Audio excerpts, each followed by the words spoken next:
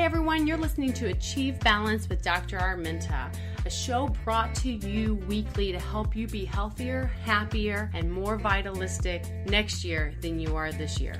You can find us at achievebalancechiro.com/podcast. And you can find us on Facebook as well. We are looking forward to helping you be healthier in your future. Thanks for listening. Now let's start the show. Hey guys, Dr. Arminta here with the Achieve Balance podcast, and I have with me today two of my favorite health and wellness individuals, Nate Kesterson and Scott Schutte from Columbia Strength and Conditioning. You guys, this is where I go to reset myself every morning at 5:30. I cannot even tell you how much I appreciate what this facility and the individuals that run this facility have done for not only my health, but my mindset, my confidence, and my certainty, and not only my physical self, but in how I approach my world. So I'm going to let them tell you a little bit about what is CSC, where is it at, how can they plug in, what is the mission, and then we're going to start talking about redefining fitness, and we're going to go on that journey. So welcome, guys. Thank you. Yeah. First of all, thank you for the kind words. We appreciate it. We're always humbled to have the opportunity to work with such good people. So really appreciate the compliments there you put at the beginning. And I'm excited. I'm sure I'm speaking for Scott here as well that we like these opportunities to add value to people. So we want to make sure we're bringing some good stuff to the table as we open up here. When we look at CSC from the 30,000 foot view. We're really striving to create a customized and comprehensive approach, and I think we'll get into that a little more as we expand on this redefining fitness thing and where we think the industry as a whole is falling a little short. But, and you know this, our tagline is lean, healthy, happy, right? We want people to be in a good place, but I think that last one, the happy part, is one of the most important ones. And so when we're having the opportunity to work with people, what we really like to do is make sure we're hitting on all three of those, right? Are they confident with where their body's at, or at least where it's heading? Are they in a place where their health is a place that they're comfortable with it? And then are they happy during the process? And once they get to what they believe the end result is going to be, is that a place where they're going to be fulfilled and content? And so we try and have this very comprehensive, kind of holistic approach when we go into this. Love that. I love that. How long has CSC been in business now? How long have you guys been here? So Nate and I have both been in the personal training and fitness industry space for a little over 12 years now. We've had Columbia Strength and Conditioning for just over 8 years. Nice. Well, tell us about this vision on the redefining of fitness, and what is your viewpoints here, and how can you help people not get lost in the forest of it all? Yeah, so when it comes to redefining fitness, what we see a lot of is people come in with the wrong goal and the wrong path to get there. And not that they're doing this in a form that's wrong. It's just a lot of the information out there is leading them in the wrong direction. So what we see is a lot of people come in and they'll say, they want to get stronger or they want to lose weight, and that's their goal. And that can definitely be part of the goal, but the singular approach, it's missing a lot of facets to it. So when we talk about redefining fitness, we basically have 10 pillars that we're trying to hit there. We have the physical side, which is strength, endurance, and flexibility. We have the lifestyle side of it, that's nutrition, health, mindset, happiness, stress management, relationships, and giving fit back, which is just a fitness influencer in your circle. And really kind of reassessing where you're at and where you want to go. So what's important here is not overwhelming yourself, not doing too much too early. So for example, on the physical aspect of it, I see a lot of people that love their one thing. They love to stretch or do some sort of yoga. They love to do strength training, hit the gym every day. They love to do some endurance type, run every day. But the problem is if you're just doing one of those three, it makes an incomplete picture of fitness. You either get too tight or you get repetitive use injuries. And really the goal of fitness is feeling good, is moving well. And so when we can balance those three out, then the person's going to feel much better. And onto the lifestyle portion of things is a lot of people are coming for weight loss. And there is a certain weight that, if people over, there's health concerns that are part of it. But if we want to address nutrition, which not too many people would argue that needs to be addressed if we want to lose weight, the problem is that people are coming to us and they're very stressed. So looking at this lifestyle portion of it, if we can look at managing stress, like if we can get people to sleep more, have more fun, relax, take some time away, what we call these kind of anti-stress activities, and we have them do that for a period of time, then it gives them the capacity that they can actually take on more later on. So if we want to add a little bit more strict nutrition on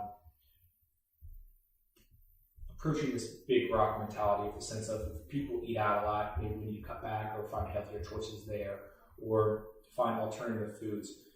When we have the ability to take on more stresses just because we're enjoying life more, that makes it much easier.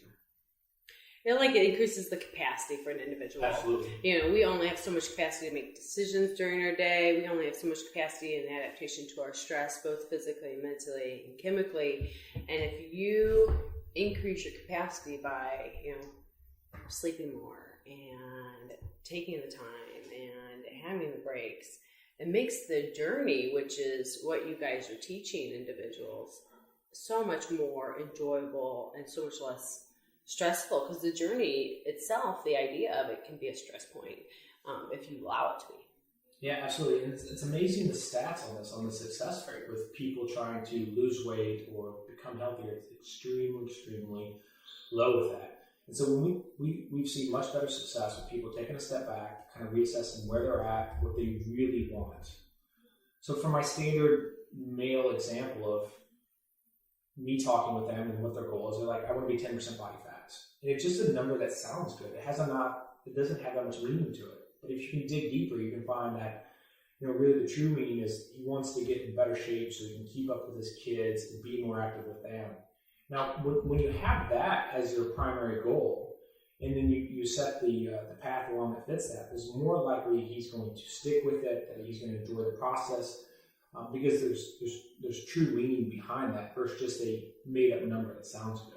Right, it's got the emotional. People don't do anything unless it really elicits an emotional response to a certain degree. I'll piggyback on that one. Off what Scott said there is that people want more. They're just not quite sure what that is, right? We want to take this step back where they can view it with a little more clarity for themselves, right? So many people come to us and they think that getting 2% leaner as far as their body fat goes, that's where they're going to be happier at. But it doesn't really produce that. But it's an easy goal to kind of aim at. Whereas if we can take that step back and see where they actually need to put some more effort and time into, those things produce such better rewards for them in the long run. And then it's sustainable on top of that, right? If we can build, like you were saying earlier, a little more capacity, a little more space for them, then they can not only achieve some of these results, but they can keep them.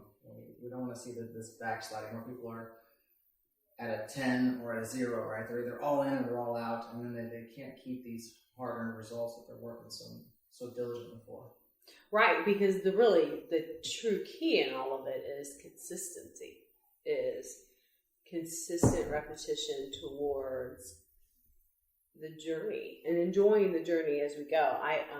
A coach once talked to me about, and I'm sure that this came out of a book somewhere, about husband and wife lay land and they're supposed to go to this waterfall in Hawaii. So they rent the Jeep and they're in a hurry and they miss all of the good stuff along the way. And they get to their destination and it wasn't what they expected it to be, but they missed the enjoyment of the journey there. And I think that happens a lot when people try to approach lifestyle changes. Yeah, we see a lot. And that's one of our favorite phrases around here is the consistency over intensity. So we see a lot of people that come in and they have the intensity of they'll work out every day, they'll eat chicken and broccoli every meal, and then 2 weeks later they hate life. And so, we're not staying consistent with that. So they're just having their short-term gains just to lose it in the short term as well. It's more of that, what can we improve this week? And really, I play this game a lot with clients of how do I make this as enjoyable as possible and also keeps me on my path? So a couple examples there. My clients that are very social, that like to eat out a lot, I really push them to have friends over to their house to eat. You can control the food, so you can stay on your track eating health-wise. Your friends will love a free meal, and so you can still keep that social aspect of it, but still stay on track. It's always about finding these replacements, not just cutting stuff out. We'll see this a lot with soda or junk food. What can you add in there? Like, we're drinking kombucha right now, and so that's a lower calorie drink than your typical soda, or if you can enjoy a good coffee. So what are things that you can add in that are healthy for you, that are enjoyable, but also keep you on track? And that's the game that you need to play all day, every day. And the thing about once you start adding those things in and you start eliminating the stuff that we are adapted to because we've been exposed to it for a period of time, you start to redevelop your taste buds. You start to redevelop what you actually enjoy, and then that becomes what your body craves and wants, whether it be certain movement patterns or certain replacements in our nutrition as well. Over time, you lose the cravings, you lose the aspects of the stuff that doesn't add into you because you've given a sufficient replacement option. Like, not, do this, not that. Well, I think we see so many people, right, they're trying to omit things, they're trying just to cut things out, and we've all heard it, right? Willpower is a limited reserve, and so if we can just find replacements, substitutions for these things that take the place of them, it's much, much easier to kind of stay consistent with that behavior pattern. And when people come to us and they have the dial at 10, we definitely appreciate that. We're just looking at better ways to direct that energy, right? Consistency over intensity, agreed, but I like some intensity. It just needs to be directed in a smart, sustainable path for that. Right, and I think that adding in rather than omitting and stripping away is so much easier for the human psyche to deal with, which just makes them have more accountability along the way for themselves. I think that another aspect of this is extremely important and gets overlooked sometimes is the social support with this. So you need to have a spouse, a friend, a coach. You need to have someone to help you through this, because this can be a long journey. It can be difficult. You'll play some mind games of it was good enough, or I earned this, or I deserve this, or all this stuff. And if you have someone in your corner to help you through this, it makes it so much easier to keep you going on the right track. When we talk about phases with clients here, I typically see 3 different phases. There's phase 1, there's the, I'm all in, life is good, I can work out regularly, I can eat well. There's phase 2 that's more of a, I'm trying to maintain. And so maintenance either comes from I'm at a happy point, or there's outside stressors going on and I need to back off a little bit. And then third phase is this just screw it phase, where I'm tired of eating this way, I'm tired of working out, I don't want to do anything more. And I talk a lot about this with clients, and my goal is to keep people in phase 1 and phase 2 and out of phase 3. Because we can go from making progress to maintenance back and forth and still be on a good path. It doesn't always have to be gains in the gyms or weight loss or body fat loss, as long as we're not moving backwards. We just have to stay out of the screw it phase. And so as long as we can keep that, phase 1, phase 2, and ideally get people to where we're at a maintenance level. Because it's interesting when people come in and they're like, okay, I want to get this certain body fat or a certain weight. And we get close to that. And then it's that talk of, all right, we're going to have to really dial things in. We might not be able to eat out with friends at all anymore. We might have to increase our exercise. We might have to, really work a lot harder for that last few pounds or that last few percent. And then the question, is it worth it? You're already at a healthy weight, healthy body fat percent, you're moving well, you're feeling good. Is it really worth it for you to be a little bit leaner or weigh a little bit less? And some people try it, but very few like that, to stay there. So it's really, it's digging deep and really figuring out where's this best spot for you. I agree. I mean, from a personal perspective, right? I've been pretty lean. I'd like to think still pretty lean, but it's finding this balance, these trade-offs for this stuff, right? Could I sit a little bit leaner? Yeah, but then I wouldn't get to take my kids to ice cream every week or something like that, right? Something that brings more joy and fulfillment to my life. It's finding that balance that it doesn't have to, living in an ascetic monk-like life, right? I still want to enjoy this and this time with my kids. And so for each person, it's really important for them to be able to step back, to kind of be able to redefine, if I can tie that back in, what their actual goal is, how they would personally define success, not on somebody else's terms or what they've read somewhere else, but where they actually think that sweet spot is for happiness for them. And I think that's a really important aspect when you're looking at this, is to look at it from an aerial perspective of how can I make lifestyle and wellness fit into my world? So many times when we start talking to people that have just started this journey, they think of like Mount Everest, and right now we just think about the first step, and then continue to take the next step. I think along that same line, right there's the line progress, not perfection.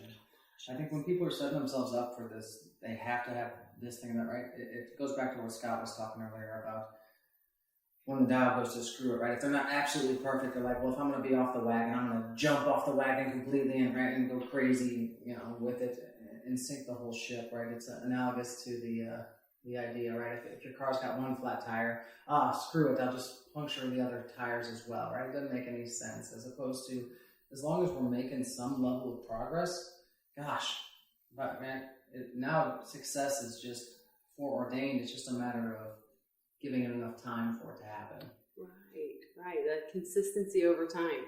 It's a good model, really good model. So you're going to take these 11 pillars, right? 11, is that correct? 10 pillars. 10 pillars, pardon me. And you are going to turn this into a book, I understand. Tell me about that.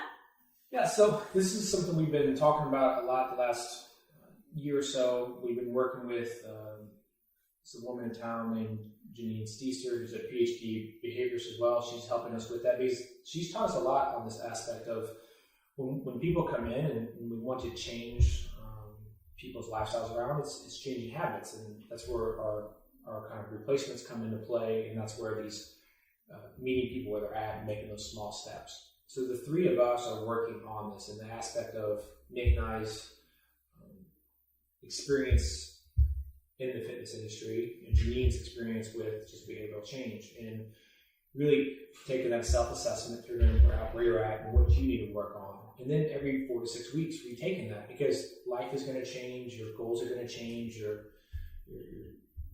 things are just going to change. So your plan has to change with that. And again, making this simplified, so you just really focus on one physical, one lifestyle aspects for the next 4 to 6 weeks, so you're not overwhelmed too. Because a lot of people get very overwhelmed with this. The pros and cons of the internet is you can find lots of information, but you can also find a lot of conflicting information. And really what a lot of this comes back down to is, are we really good at the basics? Am I getting an adequate amount of protein, healthy fats, some good nutrient-dense carbohydrates? Am I moving every day? Am I getting good water intake in? Am I spending some good time with relationships? Because we need that kind of tribal mentality amongst our culture.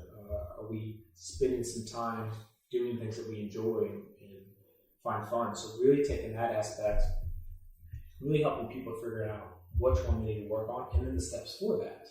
So for like nutrition is your main thing you want to work on for the next 4 weeks. Well, we'll spend the first week making sure we're getting adequate protein. Then the next week we'll make sure we're getting adequate and healthy fats. A little bit of explanation of the right way to go, but also creating the habits to make that long term.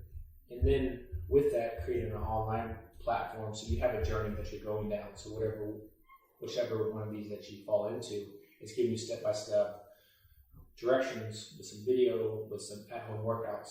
Because as we expand and grow, we really want to reach more people with this message. And since we're Columbia, Missouri, brick and mortar, there's only so many people that we can reach here. And this is the way that we can really reach, across the nation, of people taking and looking at fitness just through a different lens. And I think taking that approach before they go on some special diet or some new workout routine will really increase the results and the overall happiness with the program. Yeah, I'm going to back up just a little bit. When Scott introduced Janine there, it's been a very fortuitous relationship for us, because with Scott and I in our partnership together, we spent the first years and years, pretty much every penny we made went back into education. Bless my wife for tolerating me during that time. But so we got very, very good and at the nuance, at the technical aspects on everything, right? We were fortunate enough to have Janine kind of pop into our lives, and with her background on eliciting behavior change, right? It was such a beautiful, natural kind of matchup with what we were already doing, right? We knew the actual things we needed to get people to do to get the results they wanted, but there's always that little bit of disconnect from the idea to the practice, right? And so bringing Janine into it has really helped amplify what we're able to do with our people here, and then with her on board, bringing it to this book level of stuff where we can take these practices we know produce results and actually find a way to implement them into people's daily lives where it can be sustainable, and then they can see those results that they need, that they want, right? It's been a wonderful addition to our team here that's really helped us kind of expand the depth and breadth of what we're able to do.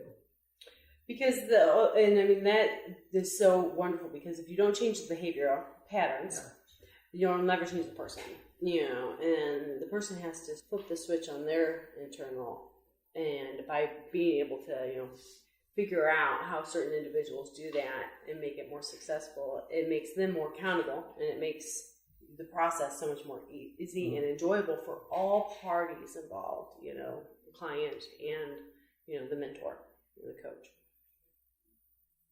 So a little bit more about brick and mortar CSC. If you guys are in Columbia, Missouri, these guys are located over on Fay Street, and they do one-on-one personal coaching. They also do group fitness classes, and they do drop-in classes on the weekends if you want to test them out. They are all over social media, and so you get a taste of what they're like. And I can't speak high enough about them. It takes a lot to get this person up at 4:30 in the morning every morning, and it has become part of my daily experience. And if I don't have it, like yesterday, my kiddo woke up in the middle of the night and he wasn't feeling the greatest, and so I didn't get much sleep, and therefore 4:30 didn't really work because the sleep was more important at that point, obviously. But my routine was off yesterday, so this helps my rhythms and my rituals and my routines. And I think that people work really good on self-discipline and routine are two really powerful topics. So what is your guys' favorite part about what you do? Just top one. And I know that's probably, you didn't know I was asking this question. I know. It's really the impact we can make on people. Sometimes people come in, this is their happy place, their happy part of the day. We really try to strive for that culture. I think one thing that's a little bit misleading about here, we've definitely gotten over this image, is people think it's just for athletes or just for people like, really good shape. But we have a lot of people like their first time working out ever in their life is here, or some people that haven't worked out for the last 20 years. And so they're very intimidated by going to a gym. They're worried it's just going to be a bunch of, guys working out, very intimidating setting. And it's not. Like, our fastest growing population in here is our Fit Over 50s class, which is females that are over 50 and they're working just to get stronger. And they're a great group to work with. So really just having that positive impact. Like, I can see people's confidence growing. Like, that's very powerful. I really love that part of it. And you know me, I love just about everything that I get to do here. If you're going to make me pin one of my favorites down, it's that initial contact I get to have with new clients, right? So, and to echo what Scott said, so many people are intimidated by the fitness space, by gyms and whatnot. We've gone out of our way, both time and effort-wise, to make sure that the culture here is something that's it's special. And so when I get to speak with somebody or meet with somebody for the first time, I absolutely love that interaction, because you can see people, they come in and their guard is up and they're a little apprehensive, would probably be a good word. And you get to reassure them, you get to show them that there's a way, right? That our staff, our team here are so good at what they do that you can see hope growing within these people. You can see the light of possibility within them, and it's so fulfilling because I know our staff can definitely do it on the tail end of it. They're just so amazing at what they do that if I can just reach these people initially and let them know, hey, this is what you've been looking for. This is the place, right? And we can cater to finances if that's our restraint. We're open from super early till late in the evening, so we kind of try and take that time aspect out of it. We try to meet all of these real world objections, real world obligations that we hear, and we've tailored the business to meet those and exceed any conflict they're going to have there. But when I get to meet with people for that first time and let them know what we do and share with them our culture, and I can see them be like, wow, there is a way to get to whatever their particular goal happens to be. I love that part of my job. I love it. I think that's such a missing link too, is that the hope factor. A lot of people give up on themselves way, way early, and they just need somebody to be there to give them hope, give them permission to give themselves permission to be what they can be, to give them, hey, what's the potential here? And then having somebody to hold you accountable is probably one of the most powerful things. Agreed. I think that one sounds so simple to people, but even here with our team internally, right? I know that when like Zach or Scott are measuring me weekly, my food's better, right? And it's good anyway, but it just dials it in a little bit more. Absolutely.